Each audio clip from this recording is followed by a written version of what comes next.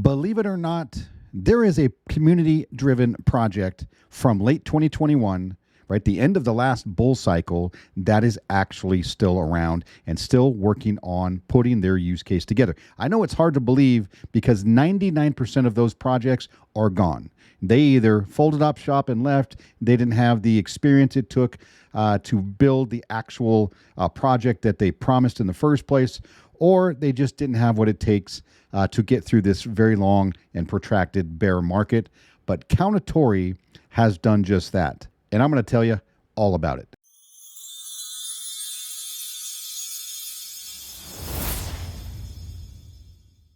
Hello, everyone. My name is Sean. I am the Crypto Smith, and thanks for checking out this video on Kounotori, the community project that is still around, like I said, from late 2021. It is absolutely amazing, and I have to take my hat off. I'm not going to, because my hair is a mess, to the Kounotori dev team.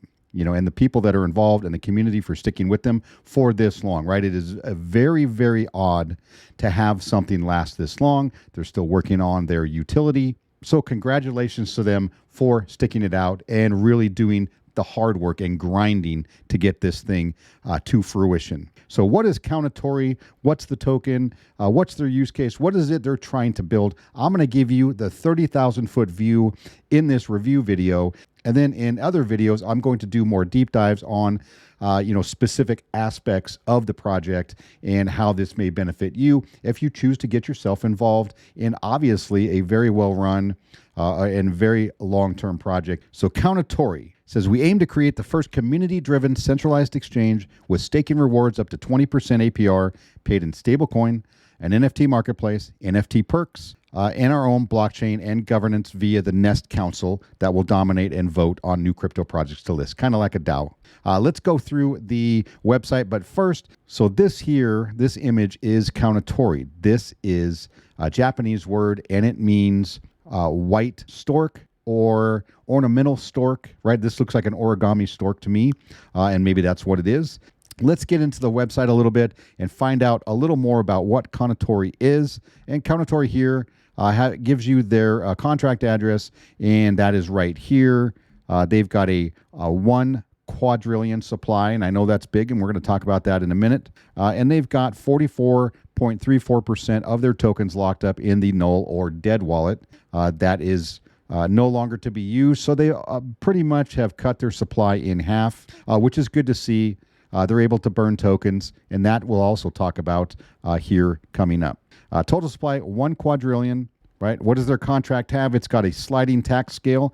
Basically, it's 10% buy and sell tax, and some of that goes to basically the marketing wallet or the dev wallet, and then some goes to reflections, right, back to the community, back to people who hold the token, and that's a sliding scale, and that's going to be talked about here coming up.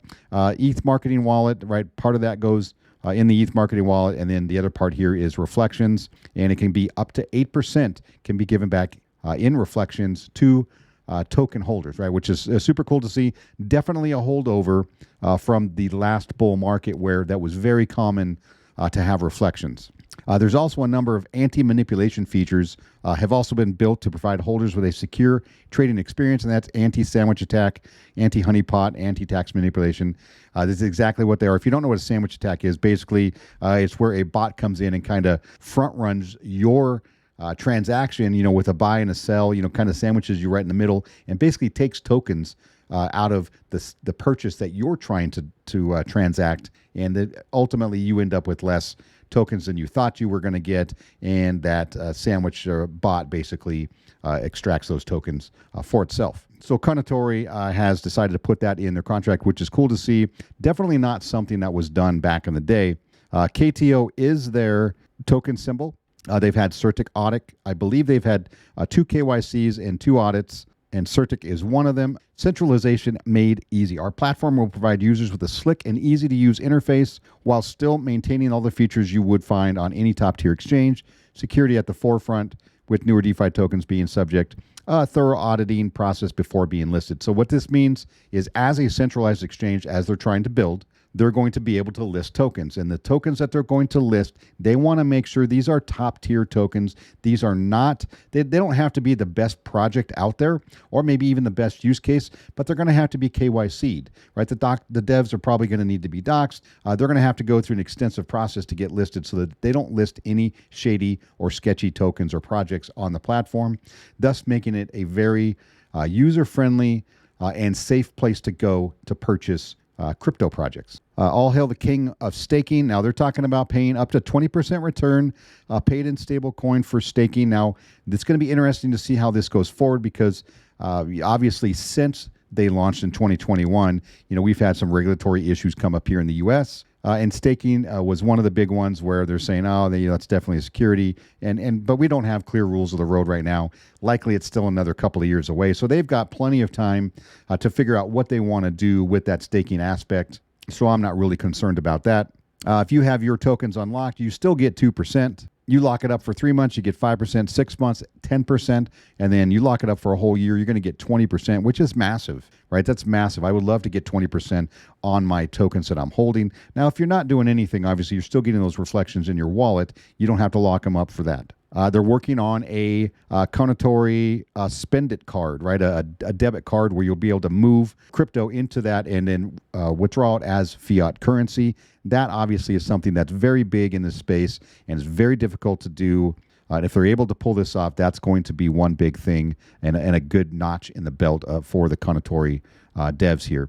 More than just pixels, they've got a collection on OpenSea, and that we're going to do another video at a different time to really go over the NFTs and how that affects your staking rewards, right? There's going to be staking rewards for holding the NFTs as well.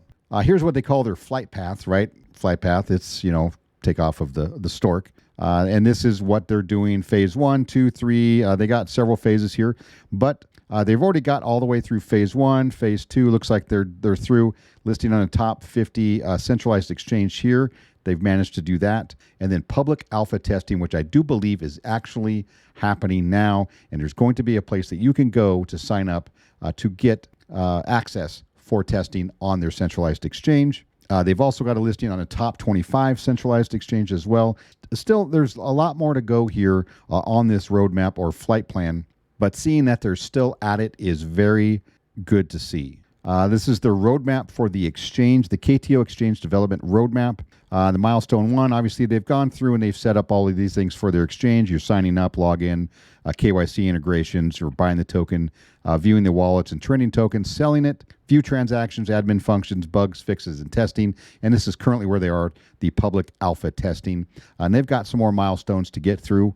But as we've come to realize in this new age of community crypto projects, that we've got that dose of reality now behind us to understand that what was promised in the beginning when all of these community tokens started to come out, they made big promises. Us as investors, we jump in because for some reason we thought they were going to have a working product and that utility was going to be out in just a few weeks or a couple of months. And obviously that just isn't the case, especially when you're building technology and something new and something that may be unique. It's going to take time, right? That technology you're building cannot be constrained to specific dates and a very short time scale. That just doesn't work. It could take many months, sometimes many years, to really see your project to fruition, in a good and usable and effective way. That way, you're not rushing through and putting out, kind of half-built products and then having to go back and then fix lots of bugs later days and come out with V2s and V3s and all that. That's how you lose customers. That's how you lose investors, and projects don't want to do that. So they've done a very good job this far, despite some challenges of fighting through all that and continuing on. Very good to see. Another milestone there. Transparency brings trust. Fully doxed dev team, 2 completed KYC audits under their belt. I will no longer be working with projects that don't have fully doxed devs. And I know what you're going to say. Well, it doesn't really matter. They can still rug pull. They can still make bad decisions and kill a project. Yes, that's true. But if you've been in this space for any length of time, you know that non-doxed dev projects are far more likely to rug pull, to exit scam, whatever you want to call it. and they can just throw caution to the wind, take huge risks, and then kill a project and then just walk away without any responsibility, right? That's unfortunately why I will not work with a project that has non-docs devs, right? It's just not worth it to me. These guys are far more likely to follow through on what they want to do and hold themselves accountable and to a higher standard than all of those, thousands of other projects that have rug pulled or just have gone away because they didn't have the experience necessary to maintain a real business. So good for them for that. You've got Mike, Josh, John, and Jackson here. And this looks like it is it pretty much for the website. If you got a little fashion wear here for Kounotori, and you can go check out the website. I'm going to leave the link in the description below so that you can check it out for yourself. You can go over to the hub they've got, and this is the sign of a project that's been around for a few minutes because they've got a lot of information on here and a lot of different links that you can go to. Their Reddit, charts, Telegram, their certificates for KYC and audits, Discord, True Social, and their NFTs. So feel free to go there. I'm going to leave the link for this one as well as you can get to their main website, read the white paper. And speaking of white paper, let's dive into that a little bit here. Let's blow this up just a little bit. So Kounotori, this gives a little bit of a backstory on what Kounotori is and maybe why they really wanted to name the project that, which is very unique. I've not heard of anything else that comes even close to this. So as we delved deeper into the metaphorical lake and entered research stage of a project, it became apparent that we need to expand and evolve into something completely new. A stream of dysfunctional cryptocurrency projects were being produced each day, with masses of them being hyped up and then later revealed to be scams, rug pulls, right? I talked about that just a minute ago, right? That it was nonstop back in the day in the last bull market because, as I will tell you, everybody looks like a genius in the bull market. As soon as that bear market bites you, and it latches on for some time, that really exposes the very weak projects and the projects that really didn't have any set utility. They were just in it for the money. They disappear and dry up very quickly. The reality is that DeFi goes wrong all the time, and more often than not, there is no one willing and able to make it right again, right? And that's where these guys come in, really trying to hold projects accountable. If you want to list on their centralized exchange, you're going to have to be a top project. You're going to have to at least put yourself out there and make it known that you're going to stand behind what it is you're trying to get people to put their money into, right? And I love to see that, right? I love to see accountability here, and we need it. We need that kind of self-policing here in the crypto space rather than have somebody like Gary Gensler who does not have any good intentions on his side and the SEC as they try to crush crypto in the U.S. Here's their team again. It's going to give you their vision and core values, their flight path, which I've already gone through, right? They've got a lot of boxes still to check. They're about, a little less than halfway through it, what it looks like. But as soon as they get the public testing over with, they'll be able to move on to another step. So that's the tokenomics here. And let's talk about the tokenomics real quick, because this is one of those things where it kind of rubs people the wrong way, and it only does because we've seen what happens to projects that come out with quadrillions of tokens and give reflections. And as I've experienced in the past, and I'm sure if you've been here for any length of time, that those community projects from before found out, and it took a little time for them to find out, that the large exchanges do not want to list tokens like this because of the massive supply they have. The exchanges aren't necessarily set up to deal with all of the zeros because of the supply, and then they're not necessarily wanting to deal with reflections, or they're not set up to deal with reflections. And some of those exchanges would actually just take the reflections and not disseminate to the token holders, which obviously is not a good thing. So those things came out after these projects launched, and then they decided going forward, a lot of new projects, they toned down the amount of tokens, right? And why did they have a quadrillion tokens? Because it was more fun and easy at that point for you to put in a little money to a project and get a lot of tokens, right? So that when that price appreciates, or that price went up for some reason, it really made a big difference. So I understand the reasoning behind it, but then we learned over the last year or two that that wasn't necessarily the best idea, and a lot of projects had to go to V2s and V3s to fix that. But these guys have not done that. These guys are fighting through it, figuring out ways, right? Burning tokens, getting that supply down there, like I showed you. I think their self-reporting supply right now is just over half of a quadrillion tokens, right? Which is about half of what they started with, which is good that they're getting it down and they're figuring out how to work on that without just coming out with new versions of their contract, over and over again. That it really does hurt a project when you do that. So if they can maintain that stability and continue to grow, I think they're going to see massive success in the future. So on launch, 40% of the supply was removed from circulation, sent it to the null address, right, the dead wallet. 60%, 9.5%, was allocated to the team budget in a vesting state to pay each staff member over the period of 1 year, right? You have to pay the staff. You've got to pay the devs. These people have to be able to eat and sleep, in a somewhat, stable situation, or they can't really work on projects like this long term. And long term and time is what they need to really build a solid company behind a community token. So here's the transaction tax I talked about earlier. It's kind of that sliding scale, right? In the beginning, it was 7% to marketing, which was ETH, and then the reflections were 3%, which went to holders. And then as they grow and as they build, they can scale this, one way or the other, depending on their needs, down to 2% marketing and 8% to holders, right? Which can be a lot. If you start getting a lot of transactions through here, those reflections can add up. And if they don't have to rely on getting on, these tier one exchanges, then that's going to be a good situation for everyone going forward.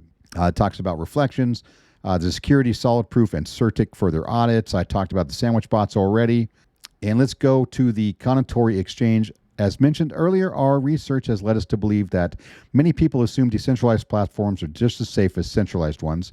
This misconception, in addition to the notion that DeFi is more progressive than CeFi, right, centralized finance, has spurred on the recent trend of creating and utilizing decentralized trading platforms instead.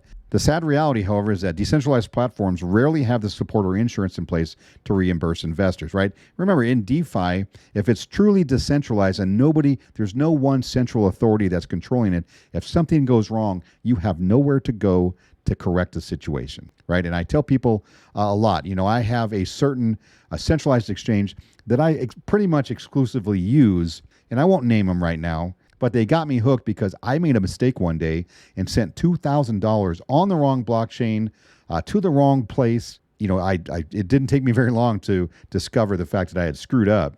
And so I literally just assumed at that point that $2,000 is gone. Well, about a week later, I got an email. They sent that $2,000 back to me. They were able to recover that. So obviously I was extremely thankful, and they just gained themselves a client for life, as far as I was concerned, because they did that for me. They didn't have to. They could have just let it go, but they didn't. They were able to rectify the situation for a mistake that I made. It was no fault of their own, and they definitely gained a loyal customer.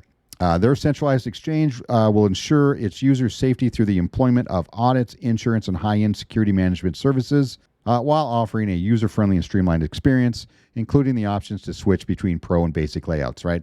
So they're going to have pro version, which is going to have, probably some more bells and whistles, maybe more designed for kind of a trader, somebody who likes a few more trading options than just your basic user. Let's see, staking. I've gone through that. And then there's also going to be staking for the NFTs, right? If you buy an NFT and you're staking that as well, you're going to get additional rewards. And like I said, that'll be in a different video.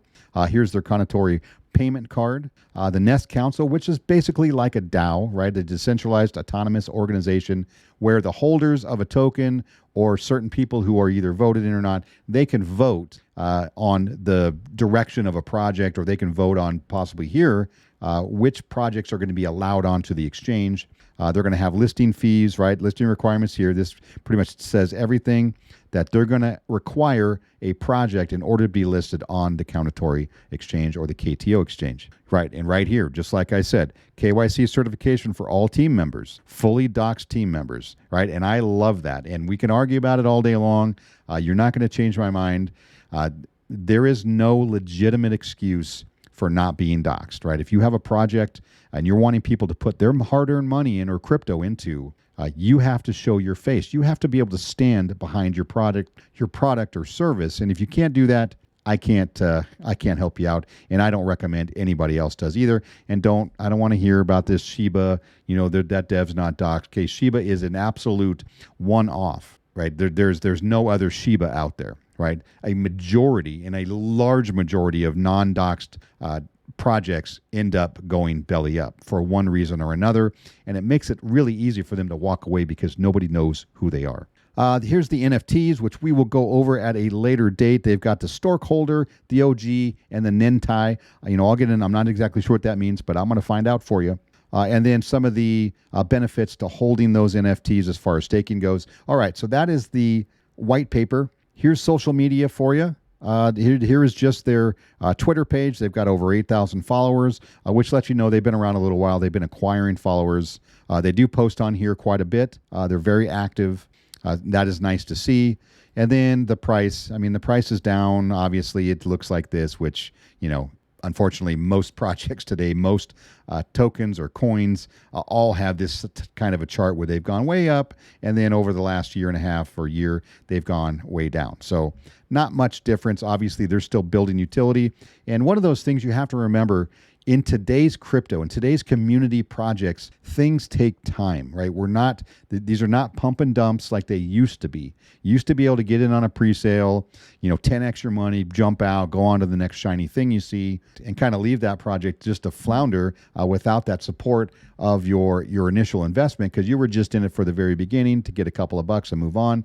Well, obviously, that's what kills a lot of projects early on, because they just don't have the funds they thought they were going to have in order to move that project forward and build long term. So Kounotori obviously has done something right here, and we're going to be figuring this out over the next series of videos. So what do I think of Kounotori? And I want to tell you, I want to be completely straight with you.